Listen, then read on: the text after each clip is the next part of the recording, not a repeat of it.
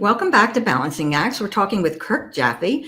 We just finished the financial side of growth, but now I want to turn to something Kirk mentioned, which is using a one-page business plan. And what the business plan does is help people who need focus and clarity, because you don't want 10 to 20 pages. You want something very simple that will help you really monitor the financial side and all your objectives. Kirk, let's talk about your process for working with clients and creating a business plan. Yeah, thanks, Linda. My business plans are really designed for execution. You can build a long-term business plan, which is great for financing, and we go into that for different reasons for different clients, right? But when I think about a business plan, I'm thinking about 90 days. So business planning really should happen 4 times a year from where I sit, quarterly, right? So start your business plan in October to start executing in January, and then you'll be on track. You'll always be about a month ahead of time before the quarter begins. And we split our business plans into 3 parts. I don't know how you do yours, Linda. I'm sure there's a lot of commonality in thinking, but we go goals, projects, and habits. 3 goals, 3 or 4 projects, and 3 or 4 habits, and everything has to drive towards the goal. So the idea is, if you set the right goals, which are score, measurable, executable type concepts, and we'll walk you through that and help you get the right goals in place. Your projects are things that you put in place one time, and once they're done, they will work forever to feed those goals, and they can even be adjusted as your goals change.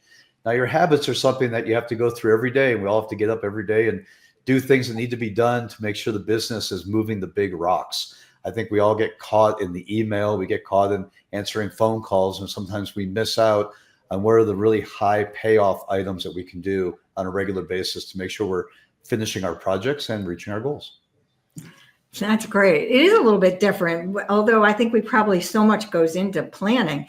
Let's say for maybe a sample, somebody who's just starting, maybe they've been in business a year, a service business or consultant. What would be an example of that first business plan? What would it look like so people can visualize what you're talking about in those 3 parts of your plan?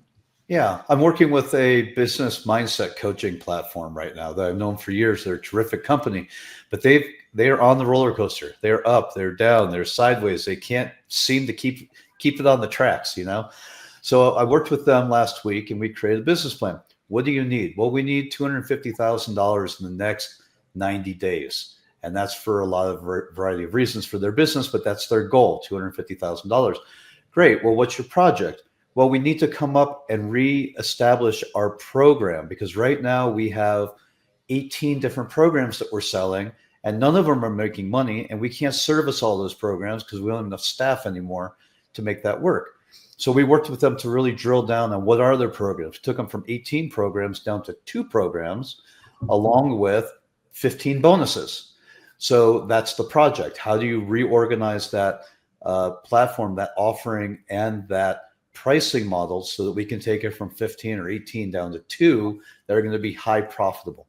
And then what are the habits? Well, in this case, the owner and his assistant have to start calling all their clients. They've got 3,000 clients and 600 that have paid, but those 600 paying clients haven't heard from the trusted partners. The owner and the assistant are the trusted partners in this business that everybody wants to hear from, but nobody's heard from personally in a long time. So we created a habit. You've got to call 2-3 people every day. If each of you make 3 phone calls, that's 6 a day. And after about 5 or 6 months, you'll get through the whole list together, and you'll probably hit that $250,000 goal by having an offering that people can actually digest, consume, and afford. That is an incredible 90-day business plan.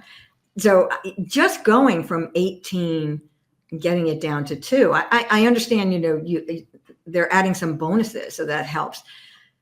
There had to be a lot of pain around that, right? A lot of angst over what do we cut? How do we cut? And what if? So how do you help people deal with that?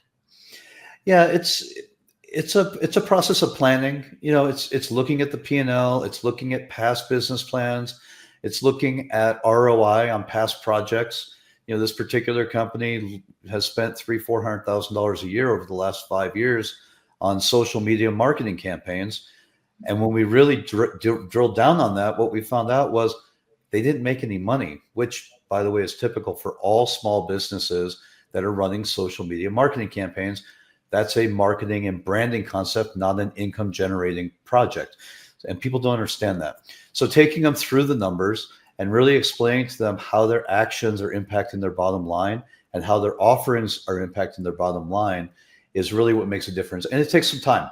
It does take, so hopefully several hours, sometimes several weeks, to get people's mindset around, let's try and simplify, consolidate, and really produce an offering that's profitable, not only for us, but also profitable for the client in terms of what they get out of their efforts. So you're obviously supporting them in the emotional part of, letting go, right? The business owners, by their very nature, including myself and probably you, we're all controlling, right? We run a business. We're very passionate about what we do. So how is it you help them get through these changes that they need to make? Some of them sounded easier, but I think they have to be able to see it, right? So what is it in terms of trusting you to guide them that makes this work? Yeah. Well, the trust comes from experience, right? And you and I, Linda, after 25 years, you had mentioned over 30 years for you. I've built over 35 companies for myself and for others. I've, my mortgage and finance business over the years, I've looked at 17,000 businesses and personal financial statements. So what happens when you spend 25 years looking at businesses and financial statements and doing all those things for lending, you start to see patterns. You start to see explanations of how things actually happen and how they play out over time. So it's really that experience that makes the difference, and being able to show people, I'm taking you through a proven process. My process is designed to be 5 specific steps. We have about 12 different areas that we look at through 5 specific steps of reviewing a company, reestablishing their goals, relaunching their product, and then following up and measuring how things happen inside that process. And then finally, reevaluate. Because the great thing about business is it's always changing. New technology is coming into place. Geopolitical issues are coming into place. In this case, we're in a tax and a tariff issue right now, and all the transitions going through government. I never see any of those things as bad things. They are only opportunities to jump into that river and see where it takes you, and make adjustments along the way and bring the right tools with you so you can capitalize and be profitable through any situation. Oh, that's really great advice. In fact, I've been talking with people lately. The question is coming up of, how do you find revenue and opportunities in uncertain times, whether the economic challenges, tariffs, et cetera. And I think you're right that working with someone with as much experience as the two of us have, and many others, other advisors, we are able to guide, because there's not a lot we haven't seen. So what would you recommend, let's say, for someone who doesn't have an advisor with our experience? Where's a good place for them to find some resources, either on your website or in other places, to help them get started on this? Yeah, well, we always do a 1-hour free consult with anybody, because I have not failed with a single business yet in 25 years. And part of that is because I really evaluate them up front to make sure that they're in alignment with what we're doing, and that they have resources and we have resources that are going to dovetail together and create success. So that free resource is for you. Just call Kirk at kirkjaffe.com or 818-469-2189. We'll always get you that free resource. We have lots of other resources on the website as well. I've written multiple books.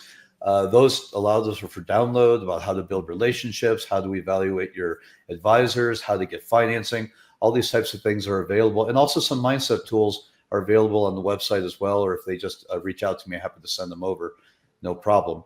But I think at the end of the day, you really want to evaluate your advisors and make sure that they understand where you're trying to get to, and that they can build you that bridge for success. And that comes from experience, and it also comes from personality. There has to be alignment. After managing over 3,000 vendors in my career on a regular basis, I found that it's more about personality than it is about product. So we'll take you through that process as well to make sure that you're aligning with the people that are going to help you succeed. I think that's great advice. And I'm glad to hear you have a lot of resources for people to get help. And that often will be a good starting point until you're ready. So I hope you'll stay with us for their next segment, because I want to unpack a little more and talk about some gaps, evaluating gaps in your business, whether it's in the finance side or, as I say, the story behind your numbers. I personally plan to visit Kirk's website and look at those resources too, because I'm always looking for ways to help business owners. I think it helps to have a community around you, and that is what helps make you stronger. Stay with us. We'll be right back.